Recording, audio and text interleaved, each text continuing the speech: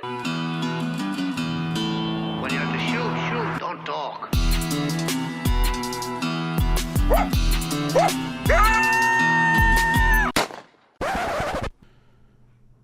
All right, thanks for joining us for another Trap House podcast.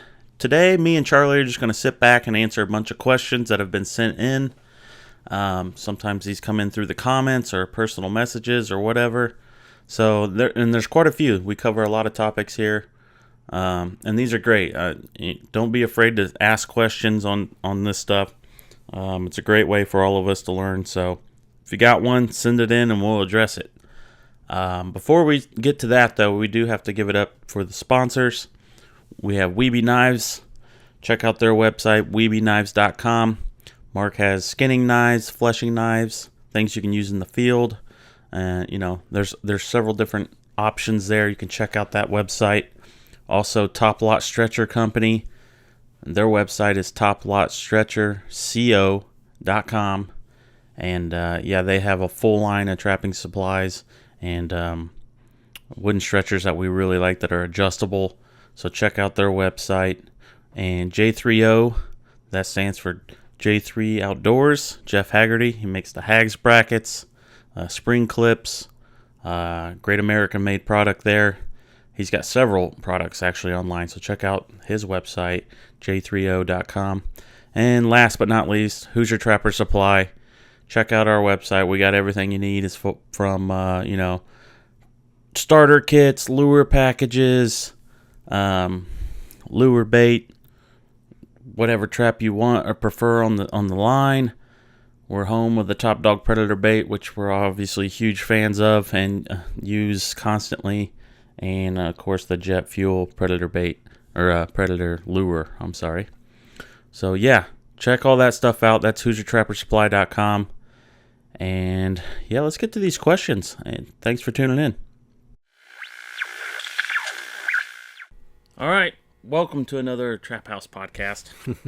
We got some cool stickers in now. You might see these floating around in the mail if you order from us. Yep, if you order, everybody gets new stickers this year. So you may get some old ones too, but you're also going to get the new ones. So we've got the demonic-looking bobcat head right here. Says, I am the bobcat predator. Yeah, that's a kind of a cool story behind that picture too, because it's actually a bobcat we caught, and it's just zoomed in and altered, but it was taken from a photograph that we had caught something on the line. Right. So yeah, look for those. Yep, and Justin's got a podcast Trap House podcast stickers. Those will come in the orders as well. So if you order, you get them. Right. So simple as that. Today's show is going to be pretty. There's no special guests. It's just us. Yep. We're the ugly mugs that you're going to look at today. But there's a lot of questions that got sent in here, and we're going to try to go through them and address them, and go from there. Yeah. Everyone can learn from these. We had requested, hey, we're doing a podcast on questions, and a lot of you reached out to us and gave us some questions.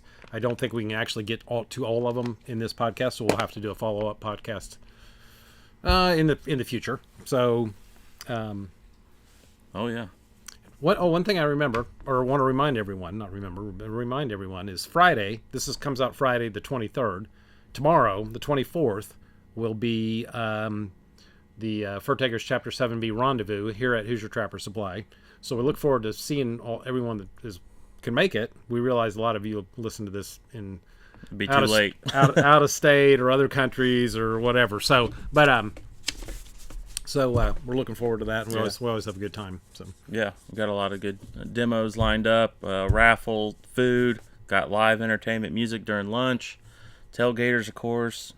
It's just a great day for trappers to hang out and share info. We even got Stuart Miller coming from Coon Creek Outdoors. So yep, probably the largest trapping YouTube channel there is. I think so. Yeah. So anyways, he's coming over and he's going to do a demo. So anyways, we're looking forward to it.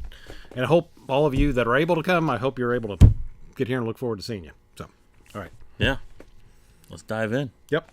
This one's good. This could spark a debate online real quick. Do coyotes become familiar with repeated sets that they learn and shy away from them? You think that happens? I think it does to an extent. I think it does too. So there's a lot of different ways to break this down. So most of us go in and we'll make dirt holes and flat sets, keep it varied, and just at that level. Then there's some trappers that literally go in and cookie cutter dirt hole sets in every location, but we'll only stay for 10 or 14 days, and that's it. We're not trying to catch every last coyote, and then we move to fresh property that has not been affected. So yeah, I think if you stay in locations, some of those stragglers may get used to seeing those sets. Mm-hmm. But I don't think I don't think I'd lose sleep on it. No. If you were like a government trapper and you had to catch coyotes that were specifically killing sheep or whatever, and you had year-round control type. Yeah. You might have to get a little more creative with snaring, and some of them actually do some calling and shooting. But that's kind of on a different level than what we're talking about. So yeah, from one year to the next, from one season to the next, I don't think they remember. Yeah, I don't think they may have some aged experience. They've gained more wariness with their age, but I don't think they specifically remember like a dirt hole set, and I that's what I think. Okay. Let me throw that out there. I don't know. For me, I agree, except for if it's that same coyote, and I might be, obviously we both could be totally wrong on this. I feel like if that coyote has learned something, I don't think he would lose it by the next season. He might come to it and be like, oh, I kind of remember this. See, I don't know. I guess maybe I'm not giving them that rational ability, but I am giving them the ability that they gain as they age. They definitely get more wary, and as Mark Steck says, they were born afraid, and I think they just get more and more afraid and more wary of situations that they don't have a handle on. Yeah. So yes, I agree that they may have a familiarity with that set. Let me put it that way. Yeah, I'd say they might be familiar with it, but they still wouldn't hesitate to keep them from getting in it and getting caught, or working the set, or getting caught in a specific set. So right, you can make all if you're in a scenario like that and you've got coyotes that are getting tough to catch. Like I said, you may have to get creative. You can make dirt holes that don't have any scent with them at all. You can make a mound near your set and catch them up on the mound. I mean, just just do things that are going to be a little out of what you typically would do. And like I said, most of us don't trap like that, where we're going to have to be that concerned about animals, becoming self-educated as to what's going on. So, there's a lot of trappers though that leave their sets at a location for 3 months, and they'll just check it every day. And then when the season's over, they'll pull it. And they'll go through spurts. They'll tell you.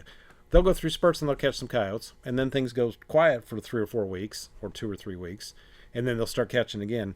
And then they'll do that kind of through the season. But basically, that's coyotes that are traveling through. It's after the dispersal. Yep. And so they're trying to figure out their home ranges or whatever.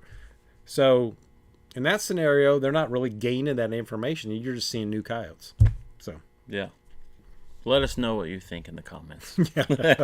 This could be, Everybody be... Well, I just think back for ever since I started trapping, whatever, it's 15 years or so, I've trapped the same farm right around the corner, and it's usually at the exact same spot. There's a bridge intersection, and it's home run. It makes sense. But that same spot over and over, I know there's been times where coyotes just not care and walk by, see the tracks in the mud, whatnot, and it's just like every time. But I think that's a different scenario. You think so? I don't think it's because they recognize the dirt hole set. I think it's the frame of mind that they're in, that they're just walking by and not even thinking about your set or... Yeah, they do that anyway, yes. Right. But so I'm saying over a period of time, if I've been there long enough, that particular season too, like I've already caught the cream, the young pups. Right. That part of it's already done with. So am I just waiting it out and then waiting for more to come in, and those are not paying attention? Yeah. Yeah. Who knows? Yeah. moving on. Are coyotes and fox afraid of bobcat scents? Go ahead and read the next one, too. Okay. Explain why you exclusively use bobcat urine on your sets. I would have thought fox would shy away from it. So, I mean, you were going to be on the same page with this one, I'm sure. yeah, when we trap around here, we typically use coyote urine or fox urine, or we're not. We're not. We use both. So when we go out of state, we normally just use bobcat urine because it's got a different smell to it. It's definitely got it's got that strong cat smell to it. Everything's attractive to it. Foxes, coyotes, bobcats, of course, badgers. I would just say predators in general. Right. Raccoons, all that stuff is attracted to it. And none of them are scared of it or shy away from it. I think one that we hear even more often is I would never use coyote urine because it scares the foxes away. Because in a true scenario, the foxes and the coyotes don't get along. So, and the coyotes are going to be the dominant one in the area. They're going to be there. They're in competition with each other for the area, for the food source, whatever. So, but you will catch plenty of foxes on coyote urine. There's no truth to the fact that they're scared of coyote urine. And the other thing is they I think at minimum they're curious, but it's just another canine. So, wherever your dog pees in the yard, it didn't matter if you got a little poodle and a giant Rottweiler comes in there and pees in the yard, the poodle's going to check it out. So, I never thought about it like that. Yeah. Canine's canine. Yeah. Sort of deal. Yeah. So, and then on that same subject, I guess you can do the change up. So, if you're using a lot of coyote urine and things get a little stale, like kind of what the last question, get a little stale, then you can switch up to some bobcat urine, just throw something different at them. A lot of times we have a lure called finicky feline, and we have found that stuff it catches coyotes and foxes and bobcats. Of course, it was designed for bobcats because it's got some catnip in it. But gray foxes love that stuff. So, they do. Don't mess around with that. Yeah, get caught. And we don't list it on our lure bottles, but for instance, Russ Carmen's lures, on like all his, he'll list specifically it's for fox, coyotes, bobcats on the label. So it's appealing to all three, and I think that's on virtually every one of his labels. So which I think makes sense. I don't know of anything that's exclusive for one animal that won't attract the other animals. Right. So that's why I'm not a big fan of like somebody comes in here and say I've got raccoons messing with my stuff in my garden. I heard if I use coyote urine, it's going to repel them. It won't. So no, it might attract them. Yeah. Okay. When digging our trap bed, how much space would there be underneath the trap for the chain, maybe rain or water, etc.? Okay. Do you leave space between there, underneath? So the trap bed, I mean, normally you want to dish it out like a bowl, a little bit of a bowl, because that frame of the trap will act like a teeter-totter. So if the ground's super flat, it will teeter-totter off that base, where the base plate goes on the trap. Some guys will actually maybe take the back of their sodbuster hoe and dig a little trench for that plate so that it doesn't want to move. Keep the trap bedded easily. So you've with the dished out trap bed, basically your jaws are resting on that's the 4-point deal. So the jaws are resting here, here, here, and here, and it's not technically resting below that. As far as the chain and your shock spring and whatever else you use, you can bury it down there and then cover kind of back up, or you can just dig a little place to the left or right of the trap and put that in there. I run a long chain, so and the shock spring, so I just kind of, probably every set's a little bit different because you could deal with rocks or roots or whatever. Mm-hmm. But I just dig a big enough area and just get that in there.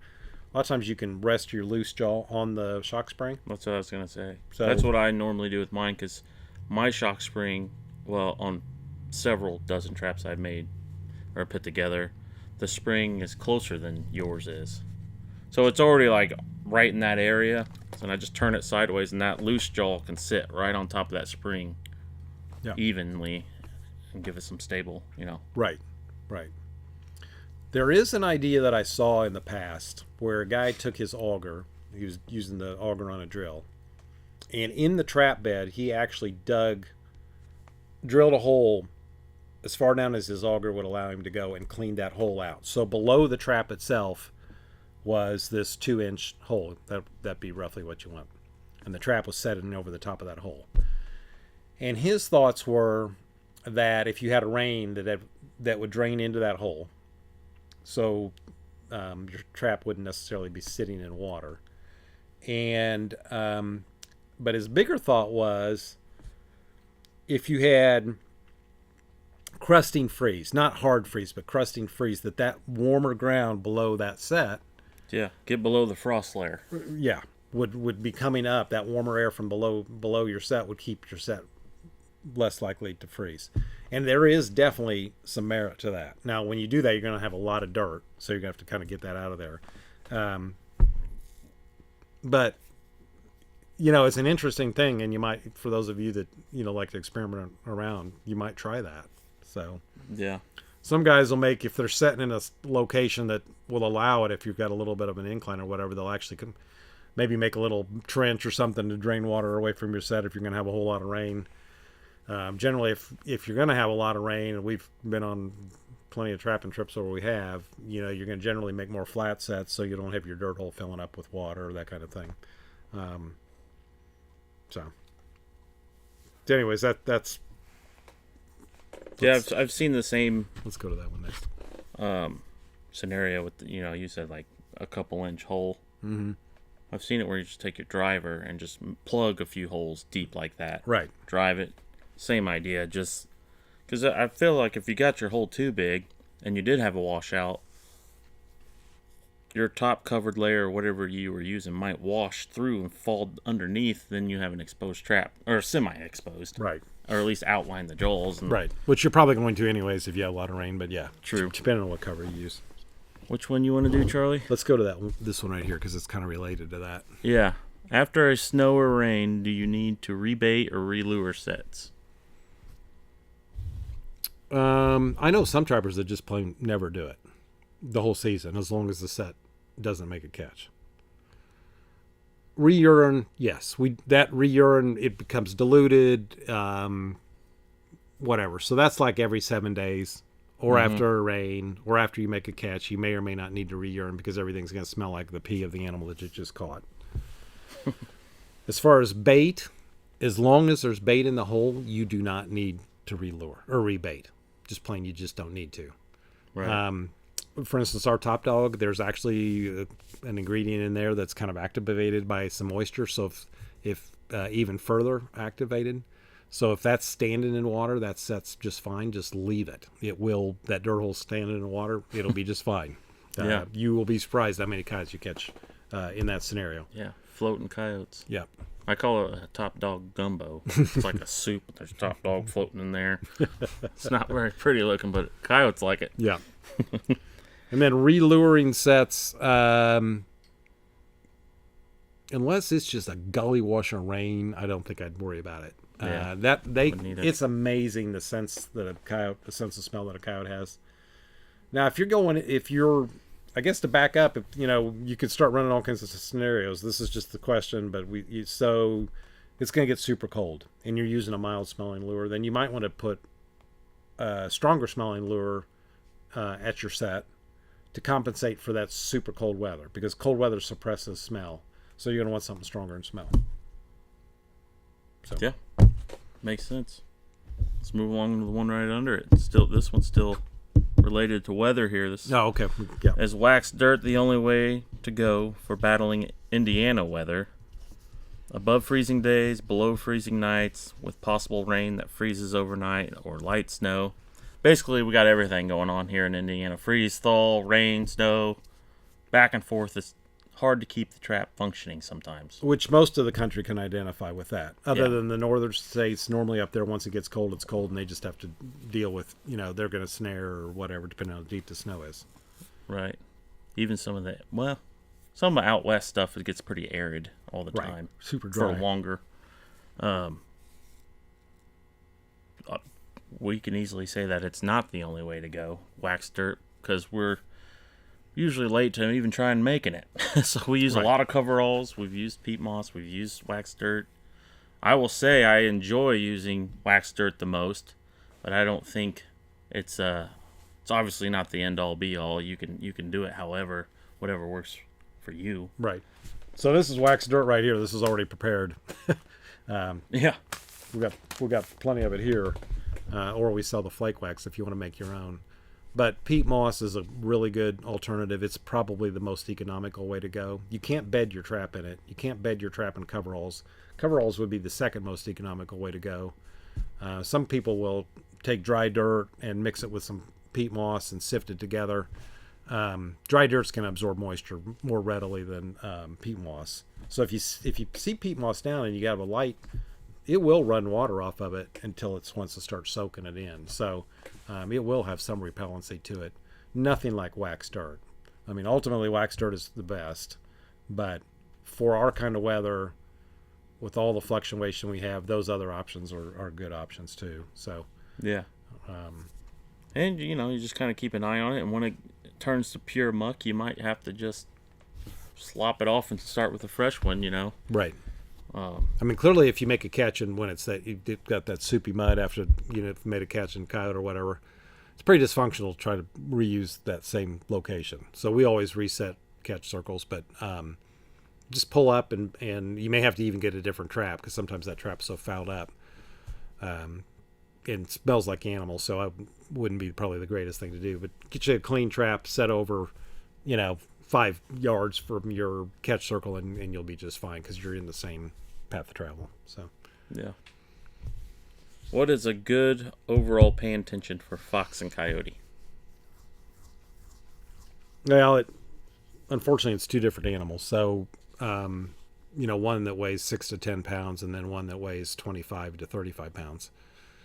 And some get bigger, but that's a good average. So we use MB550s, and they're pretty much preset, and they do vary some. I think they list them at 2.5, 3 pounds roughly, but there's been some that definitely got more than that. Yeah, we've tested where it's been, well, if you can trust the testers, sometimes I think pushing 4. Yeah, which is fine for coyotes, no problem at all. Oh yeah.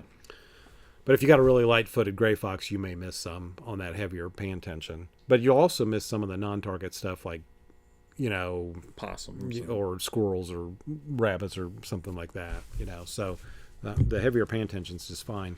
Back in the old fox trapping days when we didn't have coyotes here at all, my favorite trap, and it's still a good trap if you can find them, is the 1.5 coil made by Victor Trap Company. You'll have to find it at this point used. And they had an old pinch pan on them. So there was no nut bolt scenario to tighten or loosen your pan. The pan was always floppy. So all the tension on that pan was basically derived from the upward pressure of the trap jaw when the trap was set. That's what gave the trap its pressure. So that did not have a whole lot of pressure on it. And that's still a great fox trap.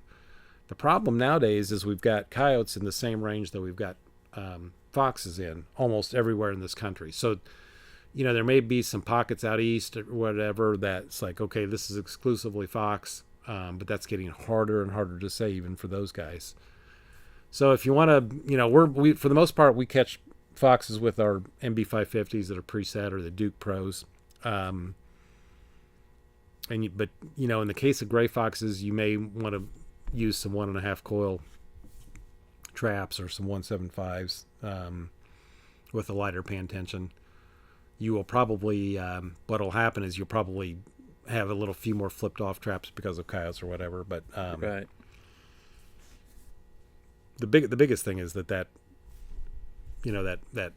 pan doesn't have much creep to it, and that it doesn't, and it's not like on a floppy hair trigger, which is what you want to try to avoid for coyotes. So I'm kind of contradicting myself here, but so yeah, it's there is no perfect trap I think the 550s are as close as you can get for a multi-species trap. But when you start going to a bigger trap, you're definitely going to be eliminating issue. You know, you're gonna have problems with the smaller animals. Plus, it's just a lot of heavy trap on a smaller animal's foot. But I think some of you are just gonna have to kind of find that middle ground with either those pre-adjusted 550. Well, it's a posi trip, but it's a pre-adjusted 550s or the Duke 550s or that type of trap, which actually the pressure is derived from the upward pressure of the jaw.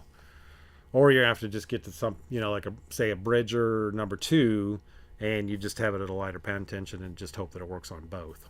So, yeah, I'm with you. Moving on. Waxing and dyeing. Storing after dye and wax. I mean, for us, we just kind of dry, clean tote, put them away, keep them, in the shed or garage, away from gasoline and paints and things like that. Anything that can contaminate with the odor. That's really it. Yeah. I think the original background on this question was a lot of people wax and dye right basically a week before they use their traps, or the day before they use their traps, or a couple weeks before they use their traps, and then they just they either hang them or tote them up. And this guy was thinking, okay, so with my schedule, it's better if I just do my traps at the end of season. How do I keep them till the following season? That's just fine. So first off, we only treat the traps that need it. So if not all traps will need to be re-dyed and waxed every year. So if they look fine, they'll be fine. Don't worry about it. Just go ahead and tote them up. All the ones that need to be re-dyed and waxed. Once they're done, we just put them in totes with the lid on, and you can either stack them up, put them on shelves, whatever. They'll be just fine. But like Justin said, just keep them away from foreign smells, and the lid's important, just to keep dust and whatever. Yeah, debris and whatnot. Treating dog-proof traps. Well, after use, the main thing is you can use power washer, knocking all that mud off there. Some people use a wire brush, get up in the spring area, clear all that bait residue with inside there. Just a overall good washing. And then you can use Rust-Oleum paint if you would like to go that route. Some people just put them in the dye and clean them up that way. Do not wax them. You don't have to wax them. Yeah, don't wax them. That'll give you a slippery trigger there. Could cause misfires to happen. Kind of like using a conibear. Same idea, principle. Right. So like the Dukes come powder coated now. Yeah. So they're good to go, and that should last several years. I know coons are good at polishing traps up, but we just sprayed ours with Rust-Oleum paint. We painted ours white. Gary Armstrong out of Illinois, coon trapper for years and years. I mean, 700-800 coons. He's experimented around with that. In his opinion, there is no difference in reaction by the raccoon by the color of what you paint it. So you can paint it pink, you can paint it white, you can paint it brown, which is basically the Dukes come in brown. So don't get too hung up on the color of them. We painted them white, thinking that maybe the raccoons might see that better, but more than that, we can see it really well. So if you're in an area where you don't have to necessarily worry about them getting stolen or that kind of thing, paint them white. Right, I was going to say that. Yeah, visually, I just pick a bright color just so you can see them easier while you're checking your line. But if you are in public area or things like that, you might want to go with a camouflage setup of some sort. Right. Earth tones, colors, natural. So while we're talking about the women, we might as well talk about the most common problem with dog-proof traps and bait. And we get this question quite a bit. So my dog-proofs are empty. That coon must be really smart. He keeps emptying the bait out of my dog-proof. It's not the raccoons. It is mice. Mice, once they get a handle on where some sort of food-related store is, they're going to empty that thing out, and they're going to go store it somewhere else. Yeah. So whether you use cat food, dog food, with a prepared attractant at the top, once mice get onto it, and you can fill that thing every day, and the next day you come, it's going to be empty. I was going to say, they will, yeah, they'll take advantage. They got a store for winter, too. Right. So then, we don't sell them, but there are places that sell little stoppers that go in the top of dog-proof traps. But aside from that, you can take just a white styrofoam cup and put it on top of the dog-proof. The coon will take the cup off, no problem. He'll smell it, and he'll get that cup off of there. Mice can't do that so well. And then some people use a golf ball on top of the trap. Yep. Just some way to block that top of that to keep the mice out of it. But mice can be a real headache with bait. Yeah. So it's gotten to the point where a few times I recall it just kept clearing me out, and I didn't have caps or anything, so I just moved the trap on the other side of the water. Yeah. On the other side of the creek. Yeah. At least that way, it wasn't a very big creek, but it would have been a journey for a little mouse to go across. So that's one way to do it, I guess. Right. Until the ones on that side of the creek find it. Yeah, so. Exactly. Cleaning and treating wooden stretchers. We never clean them. Excuse me. We never clean them, but yeah. Now we use a lot more wire than we do wood, but right. Even then. So, if those of you that use that kind of stuff, and you store it in the summer, and you don't have like a dehumidifier going or air conditioning or whatever, which most of us don't in our fur sheds, they may pick up a layer of mold, and that's not really a super big deal. Just wipe it off. But if you want to use some bleach water to wipe that off, that'll work fine. Just get that mold off of there. Very common issue. I know sometimes my fleshing beam gets some mold on it just from, the hot, humid summers. It'll grow, and there's right. not, so. I suppose at the end of the season, if you want to wipe them off with a just some sort of cleaner, just household cleaner, Lysol or whatever, just wipe them off and store them, and the Lysol may actually help with your mold issue. Generally there'll be enough, particularly on coon boards, there'll be enough fat residue that board's going to be permanently preserved, essentially, from all that fat that's going to continually soak into the stretcher over the years. You're supposed to have them well flashed, and you shouldn't have fat hanging off your skin. But I think for those of you that have done that, you know what I'm talking about. And then your fox and coyote stretchers that you're going to have the animal, and bobcat that you're going to have the animal originally first side in just for a very short period of time, and then you're going to flip them first side out. Obviously, those you don't want something that's going to stain that fur. So you may have to do some more extensive cleaning. And I don't think after such a year, I don't think you're going to have to worry about it too much. But you could even sand it if you had to. But yeah, it's something that generally most people don't do. So right. But the mold actually is a bigger issue. Say now this time of year when it's hot, damn, humid summer. So. Tips for getting permission. There's a lot of ways you can go about this. Yeah. Some people work off of a phone call. A lot of people will just work off of people that they know. Like I've lived in the same area for a long time, get to know farmers, and you kind of network off of them. Or even door knock. That used to be the way. Everybody just door knocked and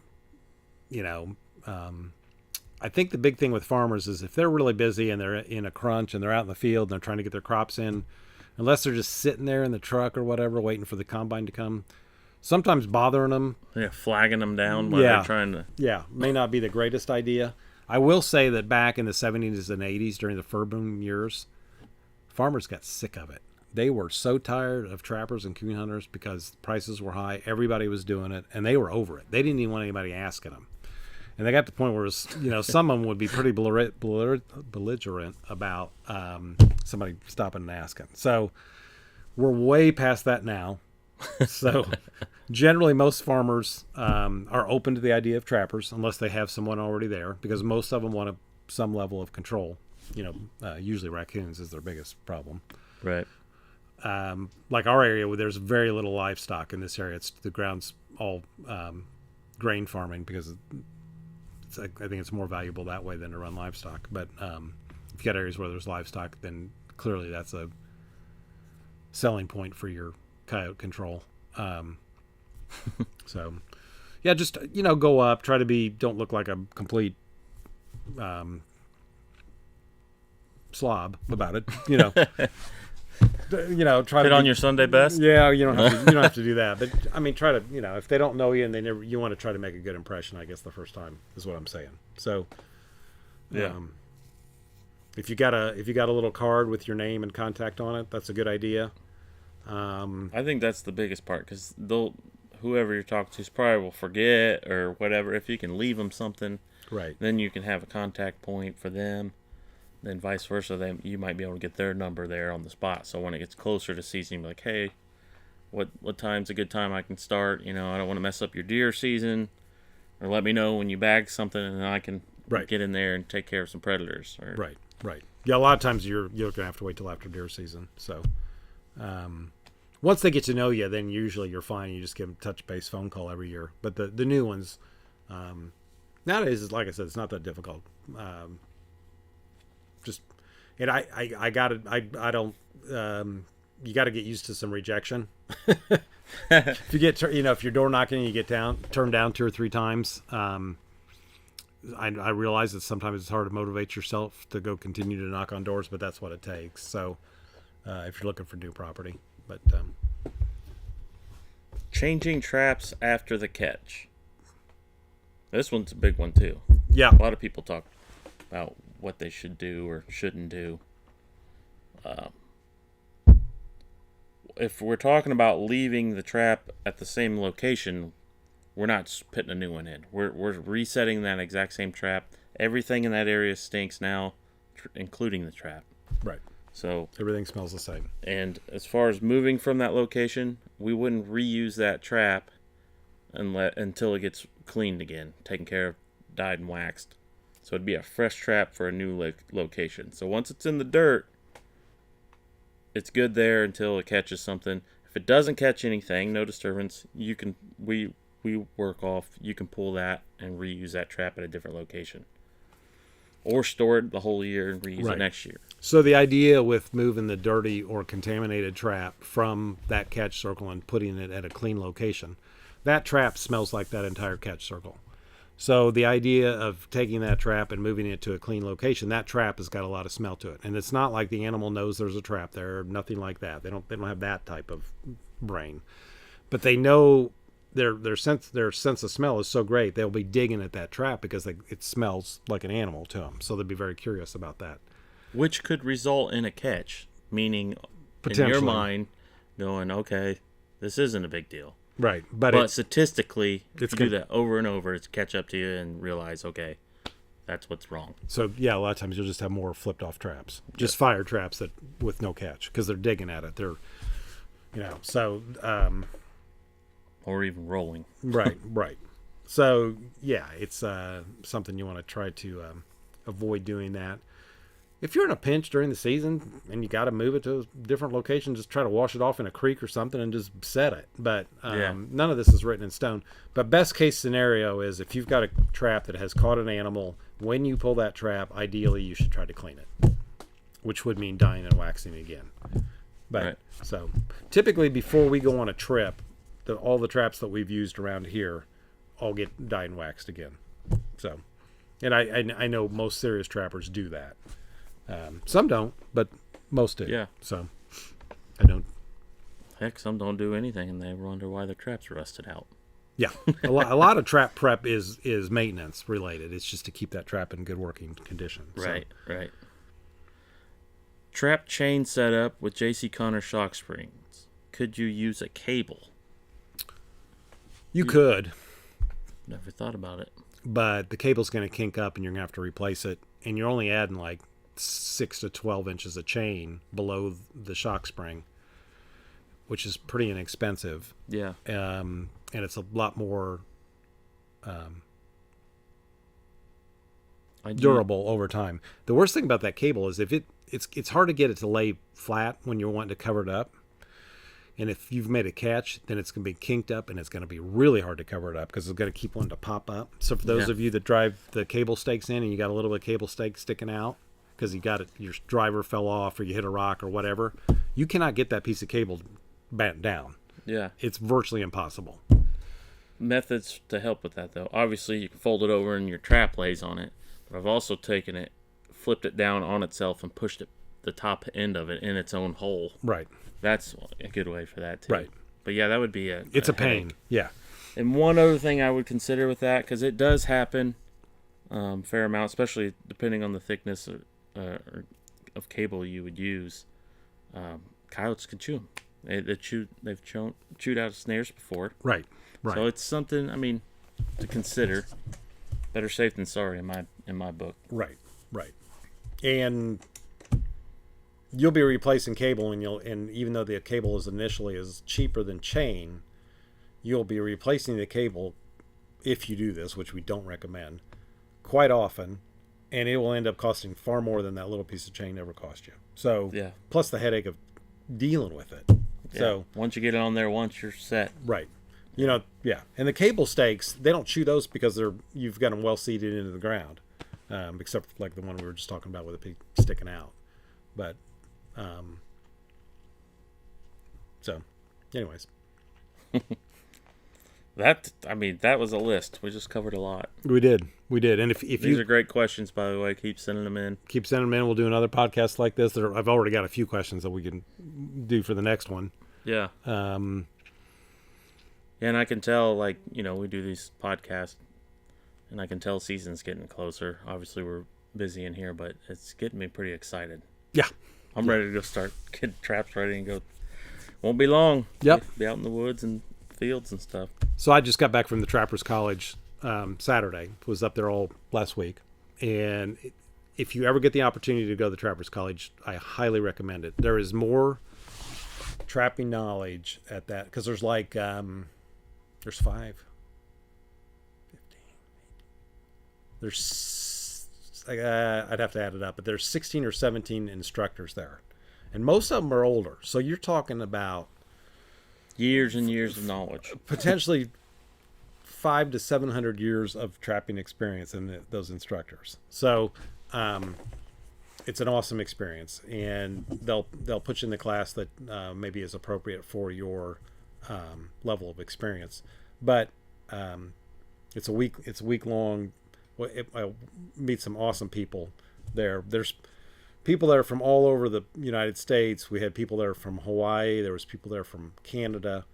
There were this year there was not, but we've had people there from South Africa, Spain. I'm trying to think where else. I don't know. Anybody from the UK I don't know if we ever had anybody from United Kingdom or not. Australia? I can't. I don't know. I've only been there. I've only been there 9 years. So one of the instructors that had been there for 40 years, he retired this year at an even 40. So once you go, you're going to probably stick with it. So the way it works is you stay at a YMCA camp, and that's where you sleep and your meals come from and all that. And then you actually trap in a Indiana Fish and Wildlife area that they give us permission to use as the college, because it's out of the season. So it's a great week. So I highly recommend it. Yeah. I did not go. I stayed back. I went to the Indiana State Convention. Yeah. So supporting the home team. Yeah. So yeah, we have. So anyways, I just want to mention that if you ever get the chance, go to the Trappers College. Yeah. All right. Well, thanks, guys, and we'll catch you on the next one. And if you got time, by the time you see this, come on out tomorrow for the rendezvous. Yep. And keep those questions coming.